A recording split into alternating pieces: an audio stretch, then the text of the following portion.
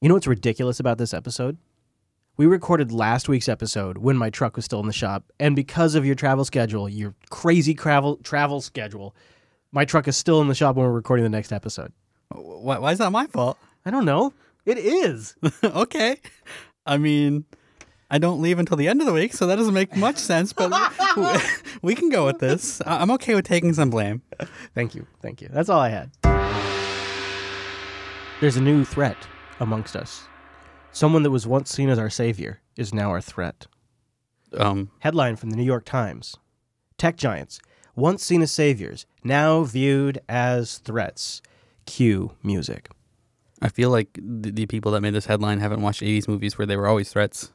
Well, you see, there was a utopia. There was a period of time where things like the Arab Spring were blossomed with the help of social media. And that was the story of empowerment with the tech industry. It's the story the tech industry loves to tell themselves, bringing freedom, enlightenment, and a better future to all of mankind. It's the Star Trek vision. But now the world is seeing them from something different. You see, tech companies are under fire for creating problems instead of solving them. At the top of the list is the Russian interference in last year's presidential election. Social media might have originally been promised as liberation. Today I learned Russia is a tech giant. But it proved an even more useful tool for stoking anger. Now, you see, these tech giants became puppets of Russia. Their manipulation was so efficient and so lacking in transparency that the company themselves barely even noticed it was happening. The election is far from the only area of concern, too. Tech companies have accrued many tremendous amounts of power and influence. They are now our greatest evil.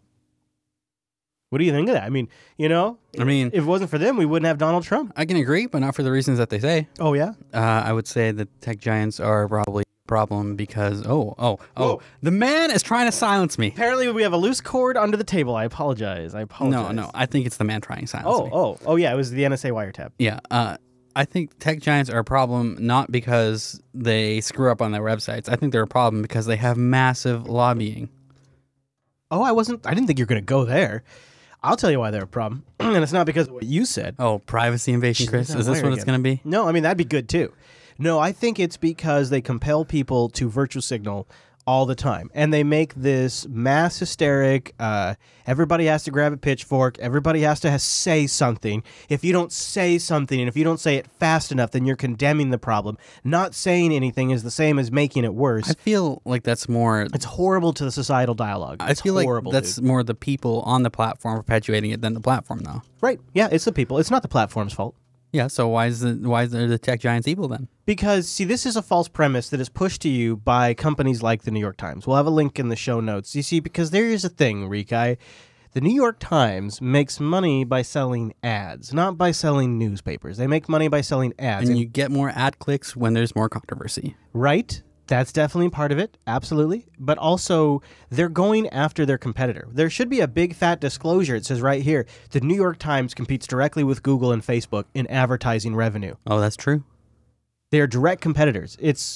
There's just no way to reframe this conversation. This is why they go after Philip DeFranco and PewDiePie, too. They are trying to delegitimize new media platforms like YouTube, like Google ads, like Facebook ads, which are all scams, but they are attacking them for reasons that are bullshit. Like, they didn't have any influence over the election. They don't, that's all crap. So this is basically the writing version of, say, NBC Universal putting an ad on their TV network or before one of their movies saying YouTube is terrible.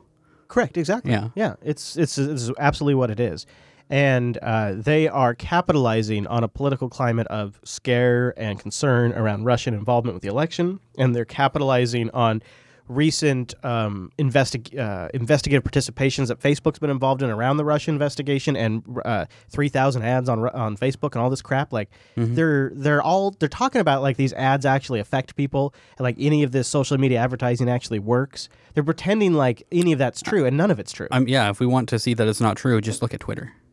It's all false, but yet they can write about it in a way that makes it sound menacing. I mean, it really sounds menacing. It sounds like these are Well, horrible, powerful. Like they write in here about Amazon. Yeah, they basically imply that they were probably colluding with Russia because they missed something so obvious. Right. Oh yeah. Oh yeah.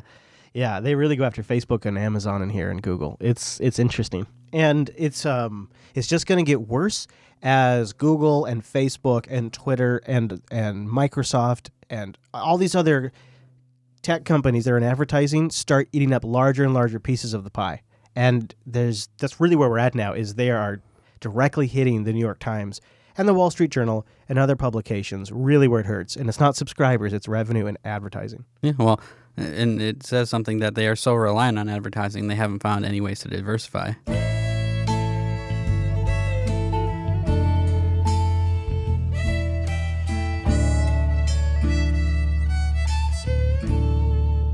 linuxacademy.com/unplugged. Go there to sign up, get a 7-day trial, but more important, keep the user error program on the air, because that's how they know you heard about it here. linuxacademy.com/unplugged. You go there, and it's a platform. You see, it's like a platform to learn more about the Linux, but not just the Linux. All the stuff around the Linux, too. You know, like your OpenStacks, your AWSs, your Azures. You know what I'm talking about? Listen, Chris, I have a question. No. We can set aside all that info. You know what, I need to know. There's no such thing as a good question. I mean, what?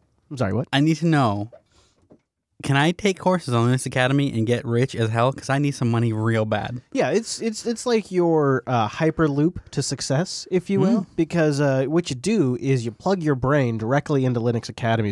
I'm sorry, what? Oh, I'm sorry. I was just getting a correction from the production room. I can't talk about unannounced features yet. Well, I'll tell you, you'll still like the other stuff they have, like a self-paced in-depth video course library on every Linux and cloud and DevOps topic, hands-on scenario-based labs, real human beings that can give you help when you need it. So what you're saying is I can stuff this info into my brain at times that I actually have time, which is almost never. Right. But they'll give it to me whenever? Well, they have a course scheduler. So if you're busy, maybe you got a business, maybe you got 3 kids, maybe you host too many shows in a week, and you have a 2-hour commute right now. Course schedulers. They got course schedulers. What if you just pick a time frame, Rico. What if I only have like 5 or 15 minutes? Oh my God. You got to make a change. If you only got 5 or 15 minutes, what's the matter with you? Utilize their nuggets. Okay. Go on a deep dive, Rikai, and empower yourself with knowledge and change your life. At Linux Academy, linuxacademy.com/unplugged. It's the answer to all of life's problems, and at least to your Linux education. linuxacademy.com/unplugged.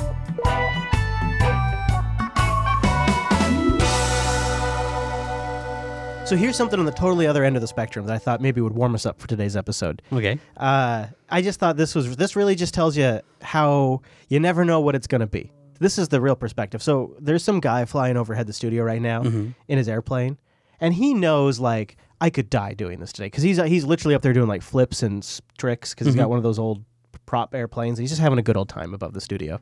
And he must know when he gets in that plane, his plane could malfunction, and he could die.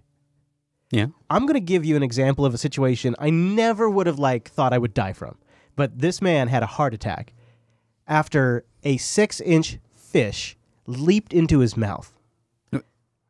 Into his mouth? Yeah. The man, who was 28 years old. What's like the width of this fish? Is it like... I don't know. How big is this guy's mouth? I didn't get exact measurements. Because that's a small target to Well, hit. the problem is it came out in pieces, so they couldn't get exact measurements. But so the man who's 28 was not named. The fish came out in pieces? Well, they had to rip it out of his throat, yeah. They had to, go after it. Why? Well, first of all, why didn't he either just swallow or spit? One of the two. It got lodged, dude. It got lodged. They had to use forceps to get it out. So an emergency responder. Oh, and I guess the scales would latch on. Yeah, I got a picture of it here. If you go to the show notes, you'll be able to click on the story. It's got it's like a wide fish. Yeah, it's gross actually. His mouth must be huge. That's a really big fish. It's no bigger than a big dick, really. It's just... Yeah, but have you ever had a dick propelled at you out of the water into your mouth? No, that'd be a really wide dick, too.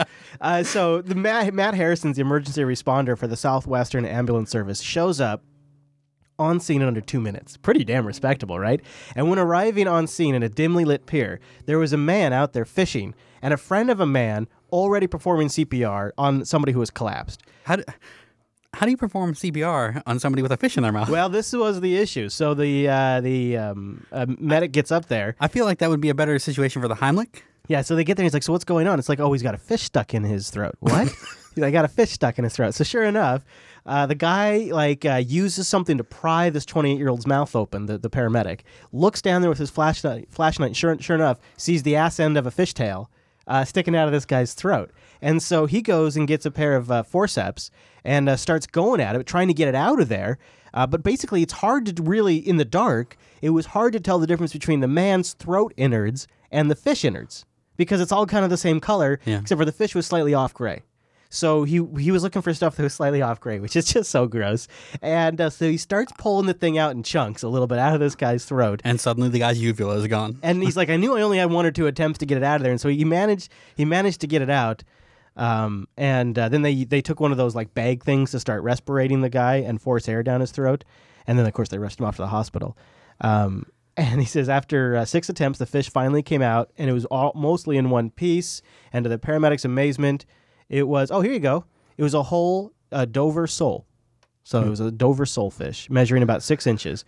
So it's not a long dick. It was just a wide dick. I'd never attended a more bizarre incident, the paramedic said, and I don't think I ever will. But we're also glad the patient has no lasting effects from his cardiac arrest, which could also easily had a tragic and devastating outcome. It's an average length but girthy dick. Yeah.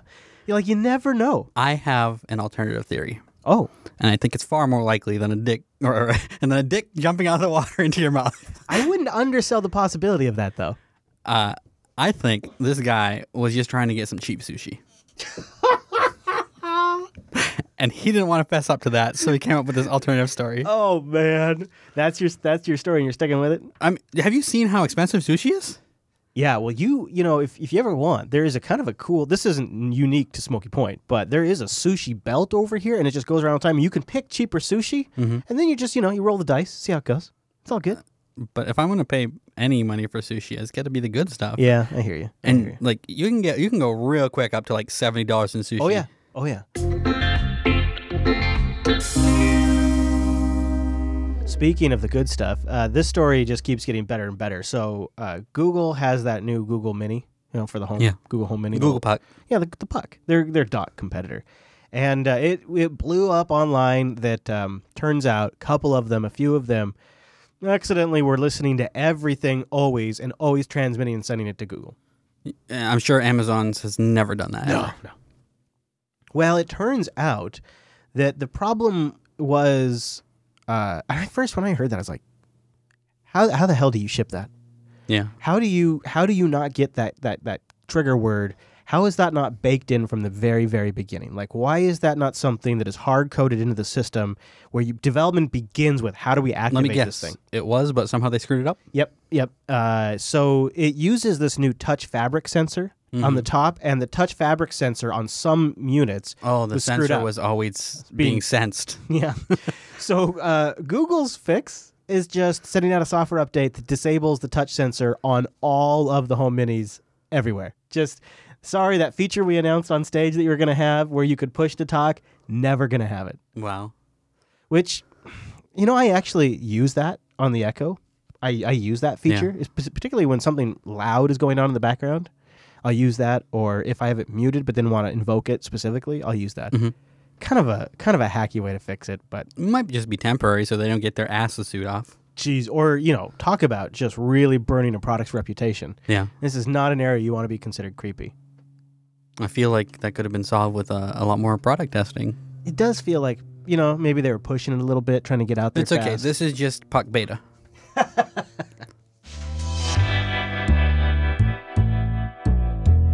Last.ting.com. You don't like using stupid mobile, do you? Don't use stupid mobile. Use smart mobile. Only pay for what you use. Only your minutes, your messages, and your megabytes. Don't buy into their scam, man. They're robbing you. They're getting you to buy minutes and messages and megabytes you're never going to use, man. And if you do use it, they punish you, man. And they're keeping you down. Think about this. Last.ting.com, dude. It's nationwide coverage, no contracts, and you only pay for what you use. It's just $6 for the line, and then your usage on top of that. Okay, bad Keanu. Oh, is that what that was? I don't know what that was. Yeah, that was chaotic. You just wanted me to stop. That's what you wanted. You just wanted... I just wanted you to make sure that I can save some money because I still need money, Chris. Oh, okay. Well, yeah. Okay, you can do that too. And then you get a great dashboard. You get great customer service. You can bring a device or you can buy one directly from Ting. And they don't have like the Ting Experience firmware that must get validated before they can push a new version of Android. None of that shenanigans. Ting is honey badger about that stuff. I love it. They'll just give you data if you want that. They'll just give you phone or text if you want. It's so nice. Oh, and also, if you just want to go pick up a SIM and put it in like one of your IoT devices, well, guess what? Ting could do that too. Last.ting.com. A couple of days ago, I saw a big announcement that really surprised me. IGN has acquired Humble Bundle. You know, the Humble Bundle guys and the Indie Bundle and all that. They got the whole Humble store. Yep, they have made that acquisition, which I don't know. I guess my initial thought was, oh, this is From what I hear, Humble Bundle's dead. Really? I mean, when was the last successful IGN property you heard of? I could, including IGN. Yeah. It did seem like a weird purchase. Is IGN publicly traded? They, I don't know, but here was one of their quotes that sort of stuck with me that I thought I wanted to get your perspective on. They said, this is a quote from IGN, "We want to stick to the fundamentals in the short term. We don't want to disrupt anything that's being done right already." In the short term means long term, we want to change this shit to do what we wanted to do. Yeah, they said there's a lot of shared vision and overlap of our customer bases. There's going to be a lot of opportunities. Shared vision. Does IGN even sell anything other than ads on their website? Clicks. They sell clicks, dude. That's what they sell.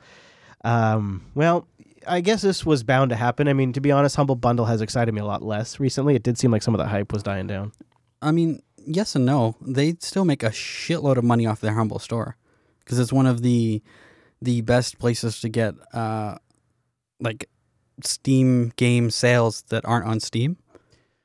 Yeah, definitely. So this is where I wish IGN could just stay in the editorial business and not get involved in the content selling business where they sell games and their payment processing potentially. It's a lot of overlap where it seems like editorial could be influenced by other business decisions. You know what I mean? Like I wish this kind of stuff just didn't go on. Yeah, that'd be naive to assume it doesn't. That kind of mixes, you know, how much of their reviews and that kind of stuff is influenced by the fact that they own a place that sells games. I like this comment online. It pretty much sums it up. There goes the humble part.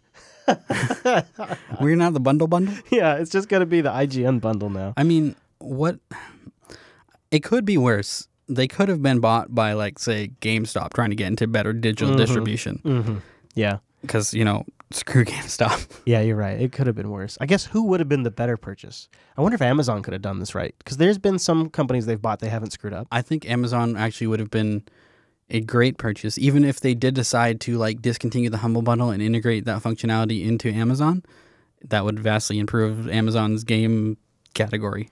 Yeah, and then if they also continued, like, one of the things I love about Humble Bundle is you can go download all the games you bought. Yeah. If they could host that, that'd be good. I mean, I wouldn't like to have this happen, but as in terms of large companies that are going to throw around cash, they seem like maybe the one that would have been okay. I just wanted them to stay humble, dude. That's all I wanted. Humble and indie. I mean, yeah, because most of the other options are worse. You got EA, and you got Ubisoft, you got Valve. Valve would have been okay. I could have seen Microsoft doing something like this. Maybe Valve, but even there, I actually would prefer not to. I feel like Valve wouldn't have wanted to do it because it's too much overlap. And if I can buy a game from Humble versus Steam, I'll buy it from Humble so that way I can just download the .run file later or something. Yeah. Oh man. Well, anyways, I guess we shouldn't say the sky's falling just yet. We have to watch and see what happens. But the sky is half fell. All right, Chris. Science is kind of crazy. So I have a question. What scientific fact just scares the shit out of you? My girlfriend and I, Hadia, were just watching videos on quantum entanglement a couple of days ago. Mm-hmm. Now, I'm going to butcher this, but just so that we have a common ground here, I'm not a person to explain this. Go Google it yourself. But quantum entanglement is this really interesting problem in science where you can have two, like I'll just say particles or whatever, Quarks, whatever, that are far, far, far, far apart, different ends of the world even, and different galaxies. Yeah, but I mean, we've actually tested different ends of the world where when you observe them, you have to observe them in a certain frequency, in a certain way, in a certain angle, essentially. And when you do that, it alters the way that that quark or that object spins. And there is a corresponding entangled quantum particle that begins spinning in the opposite direction immediately, faster than the speed of light could communicate to it. Mm-hmm. And we have proven this over and over and over again. There is some sort of state information that is being synchronized between these two quantum entangled particles that is communicating faster than the speed of light. The craziest part is it only happens, as far as I understand, if you don't directly observe it. So you have to observe it like tangentially. If you directly observe it, it stops working. So the idea that you could communicate somehow between these two objects is really an interesting one. And the fact that we can create the entanglement and then that we can test it is also just sort of mind-blowing to me. Even though we don't know how it works. So what about you? Mine's kind of in a similar sphere. It's the fact that we live in a reality where most of the stuff that exists in the universe we don't know about. Like, the majority of the matter in the universe is dark matter, and we don't know anything about it. Mm-hmm. That just blows my mind. I'm even a bit of a dark matter denier in a bit. I gotta tell you. Really? A little bit. I mean, I feel like it's a bit of a catch-all. I mean, I'm not saying it doesn't exist, but it's sort of like, oh, that right there, that thing that we just can't describe why it's like that, that's dark matter, dark energy. I mean, isn't that basically how science always is until it figures it out? Yeah. I'm just waiting for more. This right now, if you think about where you and I are standing, is what space looks like. Yeah. This also blows my mind. We think of space as that thing that is out there. Yeah. But the universe... Everything is space. Yeah, we are just on a rock in space. Yeah. And this is, if you, from this perspective, this is what space looks like, is right here. We are a minority on the planet because we are the only intelligent species we know. We are a minority in our solar system because we are the only intelligent species we know. As far as we know, so far there's no other intelligent species in the galaxy, and we're also all living in a minority of the type of matter that exists. Yeah. And in a minority arrangement of it. And all of that leads me to believe that we also live in a simulation. You see, one of the things that blows my mind is I was just watching a couple of videos that was talking about how more and more evidence is suggesting that perhaps the multiverse theory is correct. Yeah. And that there are many, many, many, many, many, many realities. Yeah, that is the other option. That's the one I would prefer to believe, but it makes so much more sense that we're just characters in some super intelligent aliens video game. Which one has more meaning? Because the thing about the multiverse theory is then none of this matters. Because you're just one of infinite universes, and... Unless you take the tack that every choice matters. But how can that be? If there's infinite universes and infinite decisions or whatever that's spawning them, then an entire universe can collapse and disappear, and it will have no difference on anything. Nothing will have changed in any of the other universes. I mean, it would have changed for the people in those universes, though. I don't know. It's like they don't ever exist. I mean, you're assuming that every choice completely splits a universe and they're isolated from each other and have no effect on each other. That would be presuming how it works. Yeah, you're right. I guess to me it seems that if you have millions or billions or trillions or unlimited universes, then none of it matters. I mean, you could argue that maybe there is some connection between the universes, and that's why we have things like the feeling of déjà vu. That's wishful thinking, I think. Whereas if it's a simulation, the results of the simulation matter somehow.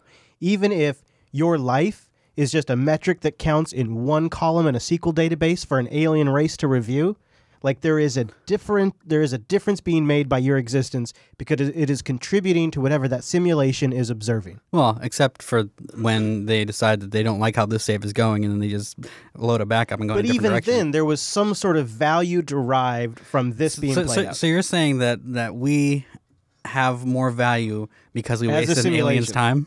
Yeah, as a simulation.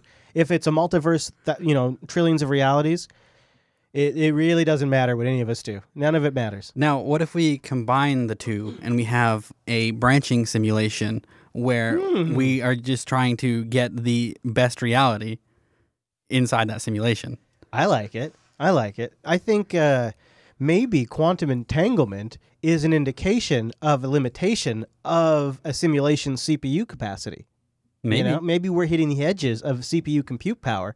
And so quantum entanglement's sort of like compression, where you combine multiple pixels and non-moving frames together, and then you can reduce the file size by doing that. And maybe that's what quantum entanglement is. Well, think about that. I've heard from Dr. Neil deGrasse Tyson that one of the arguments for things being a simulation is just all the weird shit that happens that we end up having to explain, because like dark matter. We come up with dark matter and black holes and... Well, it's more like just like the weird shit that happens in life that we figure out how to explain later. And it's caused by essentially, you know what level of detail is?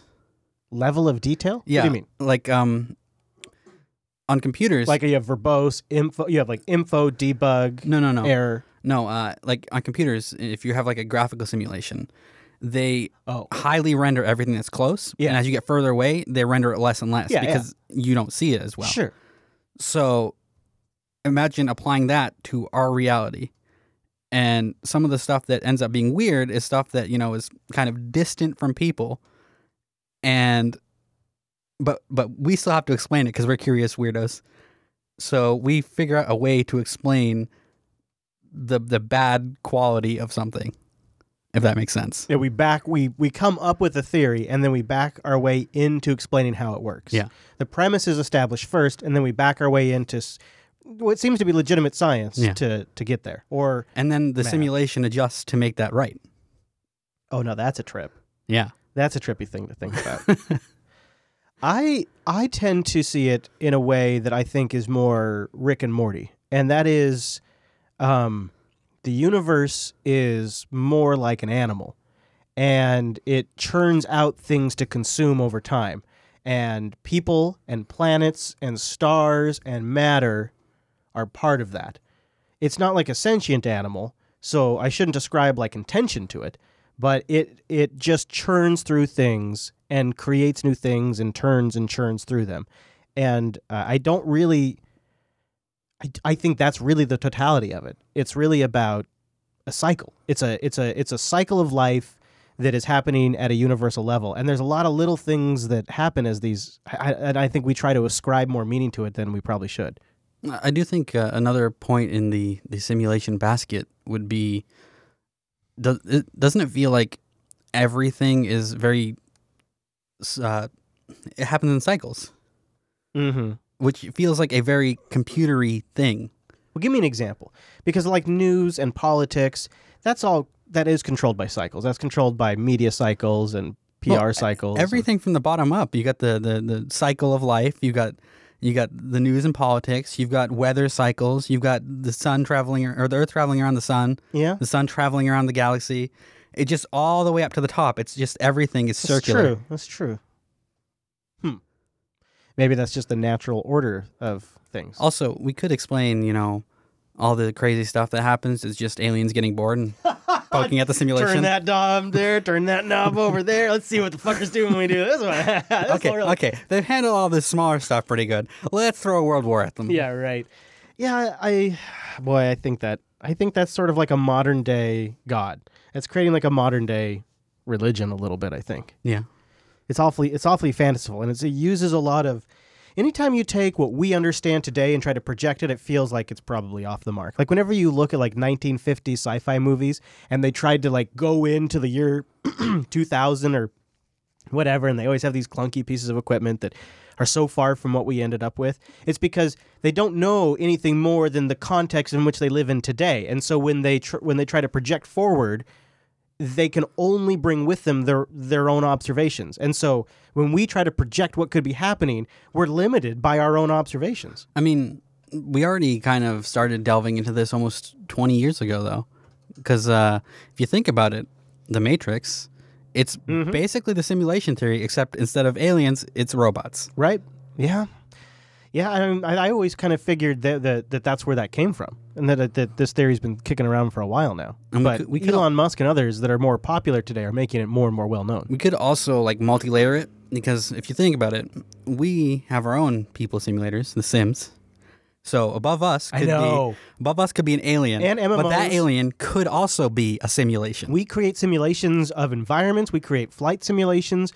We create societal simulations for study. Yeah, if we can do it to the degree we do with our limited technology, imagine what somebody one up could do. I'm not saying it's not possible. But then imagine what somebody one up from that could do. They could have a simulation of the alien simulating us. I'm not saying it's not possible. I am. So here's another perspective. So to me, I feel like it's almost inevitable. Here's the I agree. I do agree with that too. Here's the anti-simulation theory, because it doesn't preclude that theory at some point. If you accept that we are just the biological bootloader that's going to eventually build the simulator. So work on the presumption that we eventually are going to be the ones to build that very simulator that seems inevitable. I think that's a very self-indulgent assumption. But here's where I'm going with this is I think like a really like totally different theory, like a sort of spiritual metaphysical theory could be that there are perhaps unlimited universes, and each universe is just randomly created and creating things.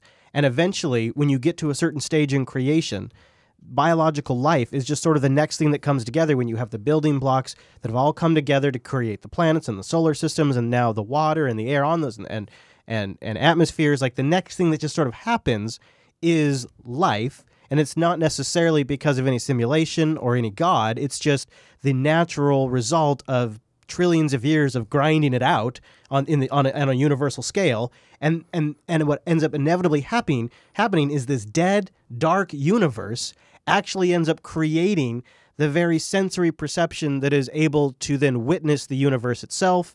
And then that cycle comes to a complete, and that eventually fades away. Because eventually we are supposed to end up in a dead, dark universe again. Right, and then this particular reality has played itself out. And the whole or it could just be yet another cycle where we get to a certain point where everything stops and then it starts contracting again. Mm-hmm. Yeah. We won't be here for that part. That won't be our problem. Here's another thing that kind of freaks me the hell out. There is only a 1% chromosomal difference between us and monkeys. Right. Imagine if there was like somebody that was like 1% or 2% better than us. And that could just happen by, random genetic mutations from sun gamma rays. Well, there were other species of sapiens. I mean, we're the Homo sapien species, but there were others. We clubbed them all to death. Yeah, we did. We basically defeated them. Yeah. But it doesn't mean that eventually another one couldn't eventually work its way out. A couple % better than us. I mean, that's basically what all of the mutant comics are. Yeah, that's everybody just assumes that the way to make us better is to give superpowers, but it could just be super, super fucking intelligent people. Yeah. Now you're getting a little Star Trek 2 Wrath of Khan up in this business. Yeah, true. And maybe we are the ones that create it. I tend to think that artificial reality and truly believable simulations and even really good, totally independent self-driving tech is way more further out than we like to think it is. I think popular conversation has, self-driving cars in the next 5 years. Look at my Tesla can do it today. But I'm talking like truly challenging, like rural driving in different snowy conditions, like really detailed stuff. Like FedEx drivers self-driving FedEx trucks that are bringing packages to doorsteps here in Arlington, Washington in a housing community, with kids out on the street. That kind of self-driving, I think, is more than 5 years. I think AI that can do really advanced conversations, like where we think bots are going today, that's more than 5 years out. I think it's going to be a lot like speech recognition has been in the industry. There has been various forms of speech recognition since the 80s. I've been using that since the 80s, and including a psychiatrist that you would talk to. Do you remember that Dr. Slysack or whatever it was? No. This is a DOS program that was a speech recognition program, and it would talk back to you. And then later on, Apple had voice commands on Mac OS and Mac OS 8. I remember controlling like Windows 98 or something with Dragon Naturally Speaking. Yeah, for sure. I installed tons and tons of Dragon for doctors, and it's still barely passable on my phone in 2017. I think actually the exact opposite of you. You think it's accelerating? Yeah, I think it's accelerating, and I think it's becoming an exponential curve. And No, that's the hype you're thinking of. no. I think you didn't let me finish, Chris. No, I know. It's just I had to be funny. I think it's accelerating. It's an exponential curve, and is going to outpace our ability to understand it. Yeah, that's like the zombie apocalypse version of it. Well, I think it's more like the Terminator. Yeah, see, the problem here, Rika, is companies suck really, really bad. And so the very company that's probably made you kind of think that, Google, is actually the company that is now responsible for a flatlining in the robotics industry. And that's not me saying this. That's The Atlantic and Bloomberg today. Here it is. Oh, you mean those people that are trying to get ad clicks and putting hype headlines? How Google's meandering, secretive, non-committal robotics efforts since 2013 have slowed down progress in the entire robotics field. Are you saying that there's somebody that sells ads that's attacking a competitor? Yeah, I mean, you're going to always be able to make that claim. See, it's one thing when you're going after like Google, but this is an Alphabet company now, and they have separated this out, and there's not an advertising angle for this particular subsidiary of Alphabet. So when they're going after the credibility of YouTube as a platform, or Facebook as an ad platform, specifically going after those platforms for Russia influence via advertising, that to me screams bias. But I think no, I think this comes from the opposite direction, where they're just trying to get the maximum amount of clicks for their own ads. Well, so you have two different outlets that are reporting on this. And this rings true to me. So they say it's in scattered, ambitious, frequently abandoned objectives. And then they make huge acquisitions that are huge hurdles to integrate with the culture. I mean, but isn't that like what every company does? They throw things at the wall to see what sticks? So the major comparison difference they're making here is here's the companies that they bought, and here's how they were doing before Google bought them, and now here's how it's going since Google bought them. And it's like, whoa. Well, that's assuming Google is buying them to continue what they want to do rather than acquiring talent or something. Right, but when you buy companies like Boston Dynamics, like Boston Dynamics is a name that I can say that people know because in their small run they got super popular because they became known for like that horse robot or whatever that walked around like a maniac. And the dog robot. Yeah. See, but the thing I remember specifically about Boston Dynamics is that they bought Boston Dynamics, and then I remember they also moved most of the people from Boston Dynamics to other parts of the company. yeah, maybe. I think like 90% of Google's hires are talent acquisitions. But here's my overall point, is that companies like Googs and Microsoft and Apple are stagnating. And Amazon, they slow it down. Like they just cock it up. And then you get a few outsiders like your Teslas, but they're overreaching and they're over-promising and they're overstretching themselves constantly. And they have to compete against these companies that are as rich as nations. Yeah. And these companies that are as rich as nations are also as slow as nations now. Mm-hmm. They're getting as slow as a federal government. And I am skeptical of any of it, because to get AI at a level where it would actually change society and to get self-driving and all of that stuff, it's going to require companies like Google and Amazon and Apple, but also companies like Toyota and Ford and the federal government and other governments to actually get off their asses and collectively work together to accomplish something. That just alone seems like it's a decade out. The way I look at it is it's more like a tide. You've got this company that comes in, sets a new bar, and then goes back out because somebody bought them. Then you have this other company inspired by that comes in, sets a further bar, and goes back out. So I feel like it's like an incremental improvement. But I think what could make a huge difference is that the startup cost to be a legitimate robotics company, you need such brilliant designers, developers, engineers, people creating the hardware, and then you also need to have weight at a federal level to get things through politically. That's something that I think fewer and fewer companies are going to be able to achieve. See, I think you are discounting a very important fact. What's that?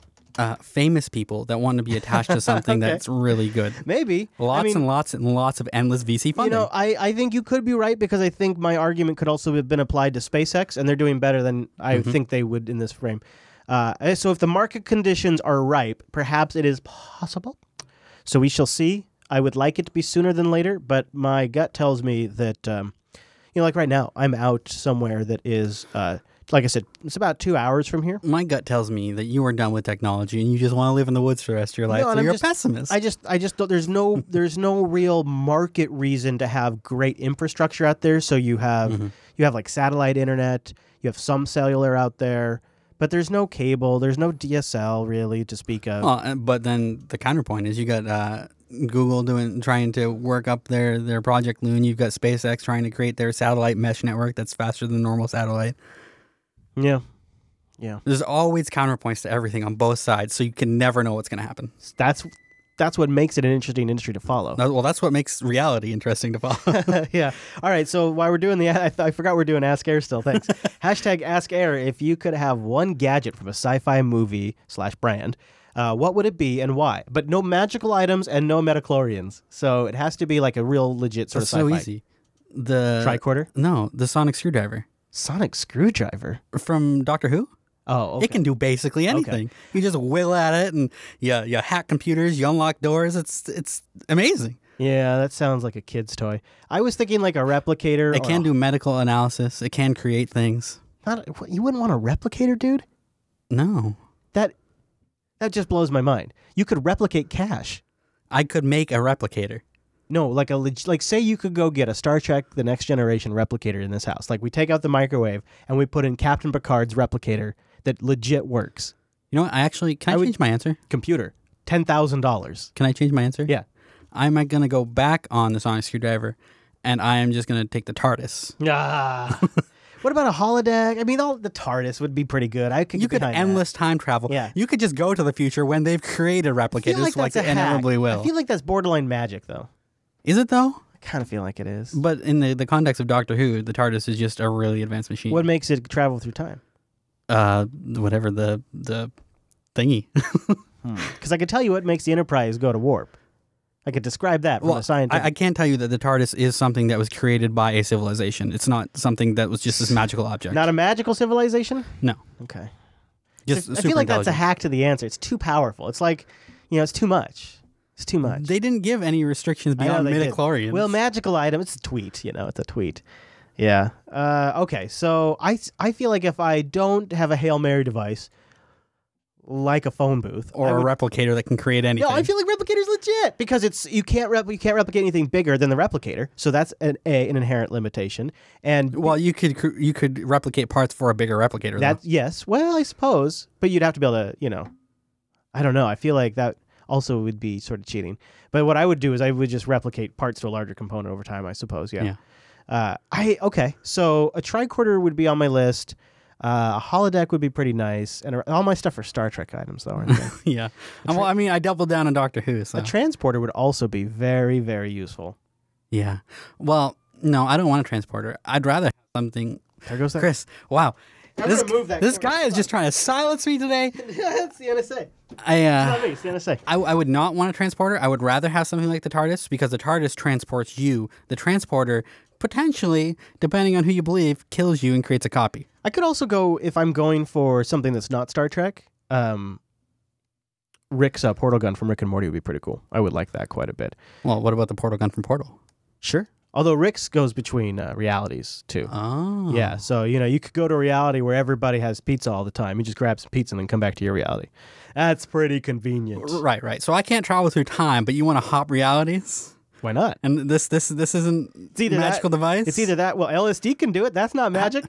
Did they explain how this portal device works in Rick and Morty? They've a little.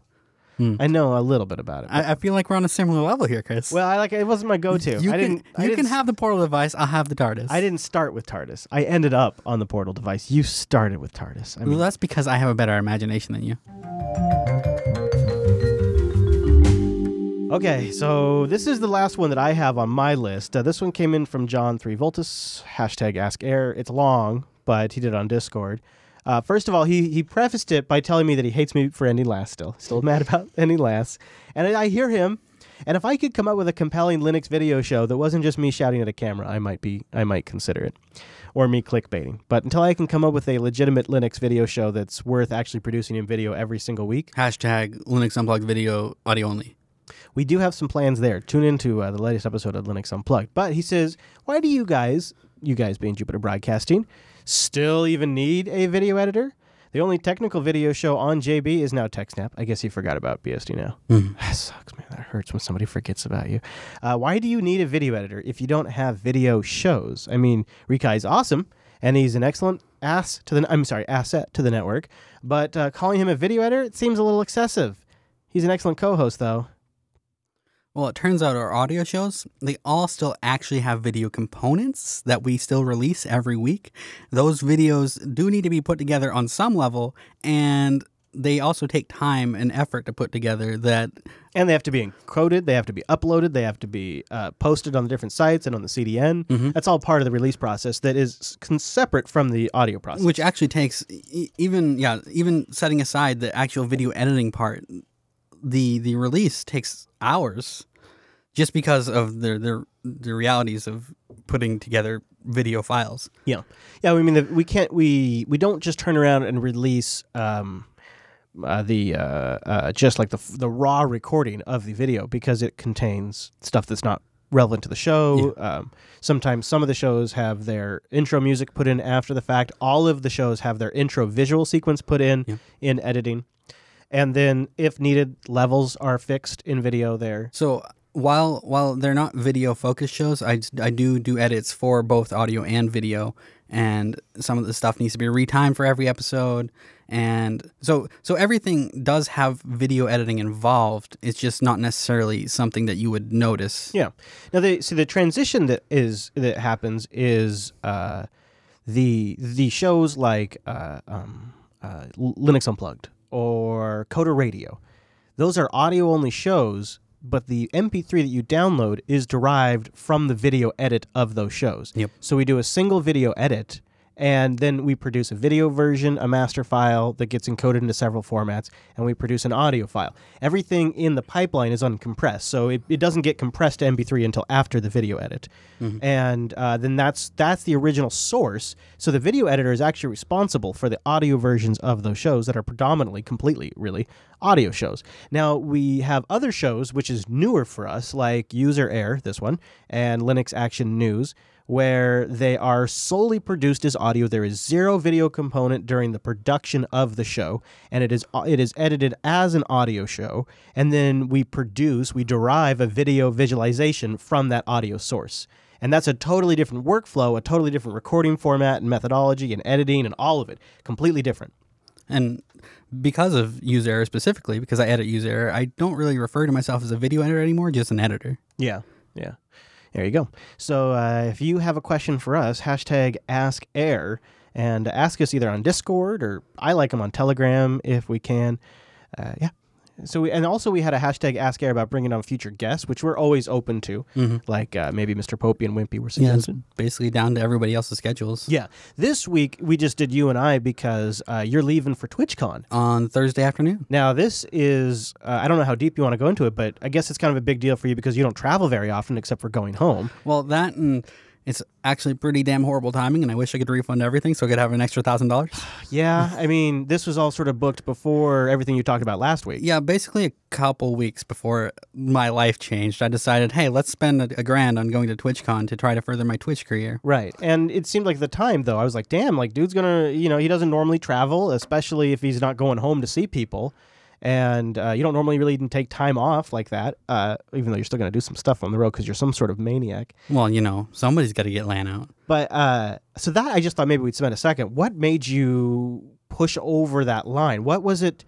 There's like, I'm just going to, I know I hate traveling and going out there, and I know I hate spending this much money, but I'm just going to do it. Well, I don't really hate traveling.